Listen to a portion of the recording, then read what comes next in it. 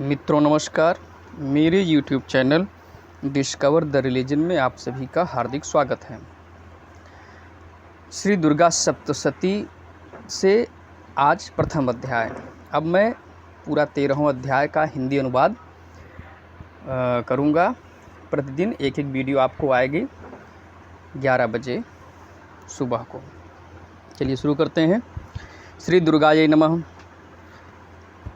प्रथम चरित्र के ब्रह्मा ऋषि, महाकाली देवता, गायत्री छंद, नंदा शक्ति, रक्तदंतिका बीज, अग्नि तत्व और ऋग्वेद स्वरूप है। श्री महाकाली देवता की प्रसन्नता के लिए प्रथम चरित्र के जप में विनियोग किया जाता है। भगवान विष्णु के सो जाने पर मधु और कैटभ को मारने के लिए कमल जन्मा ब्रह्मा जी ने जिनका स्तवन किया था, उन महाकाली देवी का मैं सेवन करता हूँ। मैं अपने 10 हाथों में खड्ग, चक्र, गदा, बाण, धनुष, परिघ, शूल, भुसुंड, मस्तक और शंख धारण करती हैं। उनके 3 नेत्र हैं। वे समस्त अंगों में दिव्य आभूषणों से विभूषित हैं। उनके शरीर की कांति नील मणि के समान है तथा वे 10 मुख और 10 पैरों से युक्त हैं। मार्कंडेय जी बोले, सूर्य के पुत्र सावर्णी जो 8वें मनु कहे जाते हैं, उनकी उत्पत्ति की कथा विस्तार पूर्वक कहता हूँ, सुनो। सूर्य कुमार महाभाग सावर्णी भगवती महामाया के अनुग्रह से जिस प्रकार मनवंतर के स्वामी हुए, वही प्रसंग सुनाता हूँ। पूर्व काल की बात है।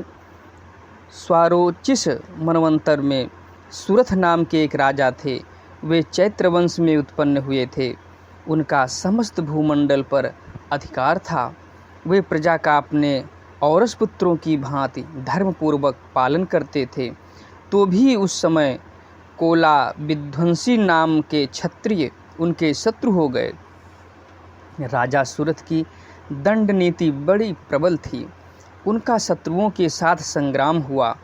यद्यपि कोला विध्वंसी संख्या में कम थे, तो भी राजा सुरथ युद्ध में उनसे परास्त हो गए। तब वे युद्ध भूमि से अपने नगर को लौट आए और केवल अपने देश के राजा होकर रहने लगे। समूची पृथ्वी से अब उनका अधिकार जाता रहा, किंतु वहाँ भी उन प्रबल शत्रुओं ने उस समय महाभाग राजा सुरथ पर आक्रमण कर दिया।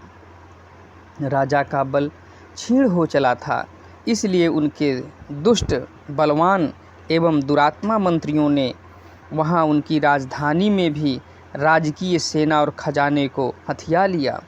सुरथ का प्रभुत्व नष्ट हो चुका था, इसलिए वे शिकार खेलने के बहाने घोड़े पर सवार हो वहाँ से अकेले ही एक घने जंगल में चले गए। वहाँ उन्होंने विप्रवर मेधा मुनि का आश्रम देखा, जहाँ कितने ही हिंसक जीव अपनी स्वाभाविक हिंसा वृत्ति छोड़कर परम शांत भाव से रहते थे। मुनि के बहुत से शिष्य उस वन की शोभा बढ़ा रहे थे। वहां जाने पर मुनि ने उनका सत्कार किया और वे उन मुनि श्रेष्ठ के आश्रम पर इधर उधर विचरते हुए कुछ काल तक रहे। फिर ममता से आकृष्ट चित्त होकर वहां इस प्रकार चिंता करने लगे, पूर्व काल में मेरे पूर्वजों ने जिसका पालन किया था, वही नगर आज मुझसे रहित है। पता नहीं मेरे दुराचारी भृत्यगण उसकी धर्म पूर्वक रक्षा करते हैं या नहीं। जो सदा मद की वर्षा करने वाला और सूरवीर था, वह मेरा प्रधान हाथी अब शत्रुओं के अधीन होकर न जाने किन भोगों को भोगता होगा। जो लोग मेरी कृपा, धन और भोजन पाने से सदा मेरे पीछे पीछे चलते थे, वे निश्चय ही अब दूसरे राजाओं का अनुसरण करते होंगे। उन अपव्ययी लोगों के द्वारा सदा खर्च होते रहने के कारण अत्यंत कष्ट से जमा किया हुआ मेरा वह खजाना खाली हो जाएगा। ये तथा और भी कई बातें राजा सुरथ निरंतर सोचते रहते थे। एक दिन उन्होंने वहाँ विप्रवर मेधा के आश्रम के निकट एक वैश्य को देखा और उससे पूछा, भाई तुम कौन हो? यहाँ तुम्हारे आने का क्या कारण है? तुम क्यों शोकग्रस्त और अनमने से दिखाई देते हो? राजा सुरथ का यह प्रेम पूर्वक कहा हुआ वचन सुनकर वैश्य ने विनीत भाव से उन्हें प्रणाम करके कहा। वैश्य बोला, राजन, मैं धनियों के कुल में उत्पन्न एक वैश्य हूँ। मेरा नाम समाधि है। मेरे दुष्ट स्त्री पुत्रों ने धन के लोभ से मुझे घर से बाहर निकाल दिया है। मैं इस समय धन, स्त्री और पुत्रों से वंचित हूँ। मेरे विश्वसनीय बंधुओं ने मेरा ही धन लेकर मुझे दूर कर दिया है। इसलिए दुखी होकर मैं वन में चला आया हूँ। यहाँ रहकर मैं इस बात को नहीं जानता कि मेरे पुत्रों की, स्त्री की और स्वजनों की कुशल है या नहीं। इस समय घर में वे कुशल से रहते हैं अथवा उन्हें कोई कष्ट है। वे मेरे पुत्र कैसे हैं? क्या वे सदाचारी हैं अथवा दुराचारी हो गए हैं? राजा ने पूछा, जिन लोभी स्त्री पुत्र आदि ने धन के कारण तुम्हें घर से निकाल दिया, उनके प्रति तुम्हारे चित्त में इतना स्नेह का बंधन क्यों है? वैश्य बोला, आप मेरे विषय में जैसी बातें कहते हैं वह सब ठीक है, किंतु क्या करूं? मेरा मन निष्ठुरता नहीं धारण करता। जिन्होंने धन के लोभ में पड़कर पिता के प्रति स्नेह, पति के प्रति प्रेम तथा आत्मीय जनों के प्रति अनुराग को तिलांजलि दे मुझे घर से निकाल दिया है, उन्हीं के प्रति मेरे हृदय में इतना स्नेह है। महामते, गुणहीन बंधुओं के प्रति भी जो मेरा चित्त इस प्रकार प्रेम मग्न हो रहा है, यह क्या है? इस बात को मैं जानकर भी नहीं जान पाता। उनके लिए मैं लंबी सांसें ले रहा हूँ और मेरा हृदय अत्यंत दुखित हो रहा है। उन लोगों में प्रेम का सर्वथा अभाव है, तो भी उनके प्रति जो मेरा मन निष्ठुर नहीं हो पाता, इसके लिए क्या करूं? मार्कंडेय जी कहते हैं, ब्रह्मन, तदंतर राजाओं में श्रेष्ठ सुरथ और वह समाधि नामक वैश्य दोनों साथ साथ मेधा मुनि की सेवा में उपस्थित हुए और उनके साथ यथा योग्य न्यायानुकूल विनयपूर्ण बर्ताव करके बैठे। तत्पश्चात वैश्य और राजा ने कुछ वार्तालाप आरंभ किया। राजा ने कहा, भगवन, मैं आपसे एक बात पूछना चाहता हूँ, उसे बताइए।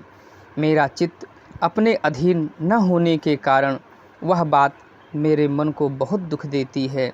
जो राज्य मेरे हाथ से चला गया है, उसमें और उसके संपूर्ण अंगों में मेरी ममता बनी हुई है। मुनिश्रेष्ठ, यह जानते हुए भी कि वह अब मेरा नहीं है, अज्ञानी की भांति मुझे उसके लिए दुख होता है। यह क्या है? इधर वह वैश्य भी घर से अपमानित होकर आया है। इसके पुत्र, स्त्री और भृत्यों ने इसे छोड़ दिया है। स्वजनों ने भी इसका परित्याग कर दिया है, तो भी वह उनके प्रति अत्यंत हार्दिक स्नेह रखता है। इस प्रकार यह तथा मैं दोनों ही बहुत दुखी हैं। जिसमें प्रत्यक्ष दोष देखा गया है, उस विषय के लिए भी हमारे मन में ममता जनित आकर्षण पैदा हो रहा है। महाभाग, हम दोनों समझदार हैं, तो भी हम में जो मोह पैदा हुआ है, यह क्या है? विवेक शून्य पुरुष की भांति मुझमें और इसमें भी यह मूढ़ता प्रत्यक्ष दिखाई देती है। ऋषि बोले, महाभाग, विषय मार्ग का ज्ञान सब जीवों को है। इसी प्रकार विषय भी सबके लिए अलग अलग हैं। कुछ प्राणी दिन में नहीं देखते और दूसरे रात में ही नहीं देखते, तथा कुछ जीव ऐसे हैं जो दिन और रात्रि में भी बराबर ही देखते हैं। यह ठीक है कि मनुष्य समझदार होते हैं, किंतु केवल वे ही ऐसे नहीं होते। पशु, पक्षी और मृग आदि सभी प्राणी समझदार होते हैं। मनुष्यों की समझ भी वैसी ही होती है जैसे उन मृग और पक्षियों की होती है, तथा जैसी मनुष्य की होती है वैसे ही उन मृग, पक्षी आदि की ही होती है। यह तथा अन्य बातें भी प्रायः दोनों में समान ही है। समझ होने पर भी इन पक्षियों को तो देखो, वे स्वयं भूख से पीड़ित होते हुए भी मोहवश बच्चों की चोंच में कितने चाव से अन्न के दाने डाल रहे हैं। नरश्रेष्ठ, क्या तुम नहीं देखते कि ये मनुष्य समझदार होते हुए भी लोभवश अपने किए हुए उपकार का बदला पाने के लिए पुत्रों की अभिलाषा करते हैं। यद्यपि उन सब में समझ की कमी नहीं है, तथापि वे संसार की स्थिति, जन्म मरण की परंपरा बनाए रखने वाले भगवती महामाया के प्रभाव द्वारा ममतामय भंवर से युक्त मोह के गहरे गर्त में गिराए गए हैं। इसीलिए इसमें आश्चर्य नहीं करना चाहिए। जगदीश्वर भगवान विष्णु की योग निद्रा रूपा जो भगवती महामाया हैं, उन्हीं से यह जगत मोहित हो रहा है। वे भगवती महामाया देवी ज्ञानियों के भी चित्त को बलपूर्वक खींचकर मोह में डाल देती हैं। वे ही इस संपूर्ण चराचर जगत की सृष्टि करती हैं तथा वे ही प्रसन्न होने पर मनुष्यों को मुक्ति के लिए वरदान देती हैं। वे ही पराविद्या, संसार बंधन और मोक्ष की हेतुभूता सनातनी देवी तथा संपूर्ण ईश्वरों की भी अधीश्वरी हैं। राजा ने पूछा, भगवन, जिन्हें आप महामाया कहते हैं, वे देवी कौन हैं? ब्राह्मण, उनका आविर्भाव कैसे हुआ तथा उनके चरित्र कौन कौन हैं? ब्रह्मवेत्ताओं में श्रेष्ठ महर्षि, उन देवी का जैसा प्रभाव हो, जैसा स्वरूप हो और जिस प्रकार प्रादुर्भाव हुआ हो, वह सब मैं आपके मुख से सुनना चाहता हूँ। ऋषि बोले, राजन, वास्तव में तो वे देवी नित्य रूपा ही हैं। संपूर्ण जगत उन्हीं का रूप है तथा उन्होंने समस्त विश्व को व्याप्त कर रखा है। तथापि उनका प्राकट्य अनेक प्रकार से होता है, वह मुझसे सुनो। यद्यपि वे नित्य और अजन्मा हैं, तथापि जब देवताओं का कार्य सिद्ध करने के लिए प्रकट होती हैं, उस समय लोक में उत्पन्न हुई कहलाती हैं।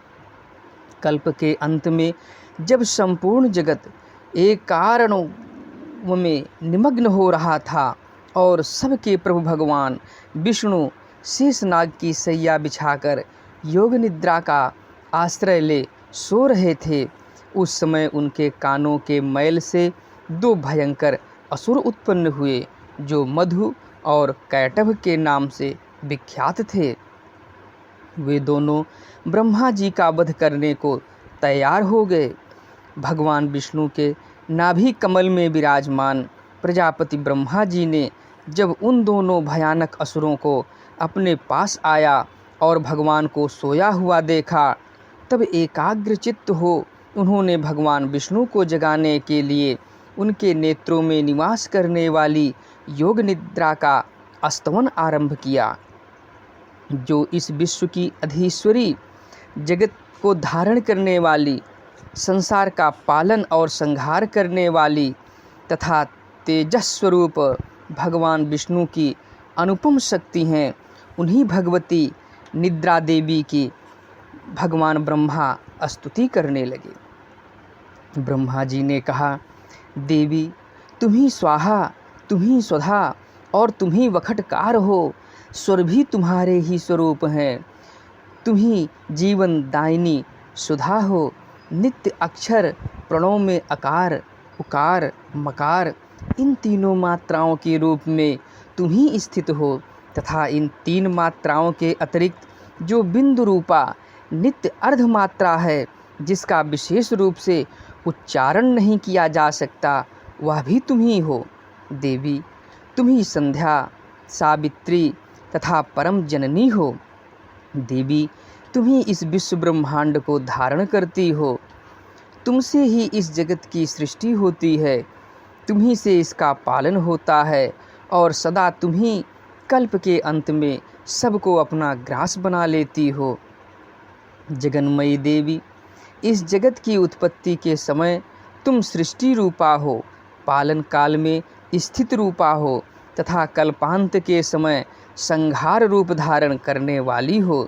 तुम्ही महाविद्या, महामाया, महामेधा, महास्मृति, महामोह रूपा महादेवी और महासुरी हो।